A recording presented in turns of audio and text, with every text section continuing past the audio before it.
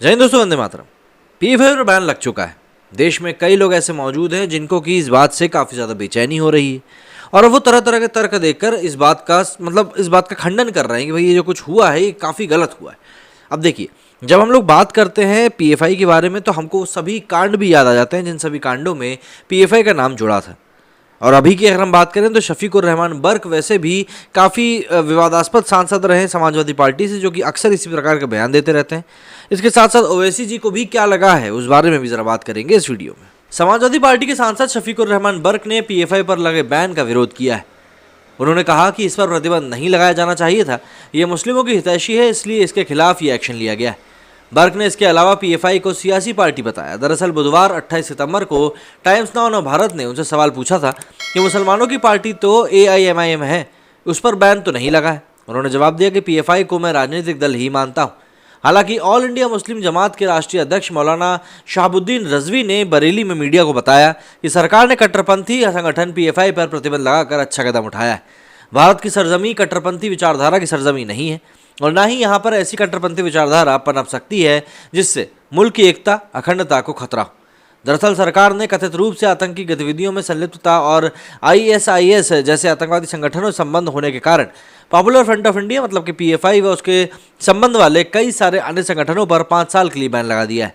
PFI और उसके नेताओं से जुड़े ठिकानों पर छापेमारी के बाद सरकार ने कदम उठाया है। आतंकवाद रोधी कानून यूएपीए के तहत प्रतिबंध संगठनों में rehab India foundation, campus front of India, all India imam council, national confederation of human rights organisation, national women's front समेत कई सारे ऐसे फ्रंट्स हैं जो कि पीएफआई से जुड़े हुए थे और उन्हीं को यहाँ पर बैन कर दिया गया है। इस 16 साल पुराने संगठन के खिलाफ मंगलवार को 7 राज्यों में छापेमारी के बाद 150 से ज़्यादा लोगों को गिरफ्तार किया गया था और अब तक कुल का जो गिरफ्तारी है वो करीब 200 के भी पार पहुँच चुकी है। तो ऐसे में अब ये बात लाजमी सी है उठना कि भाई आखिर ये सब चल क्या रहा है।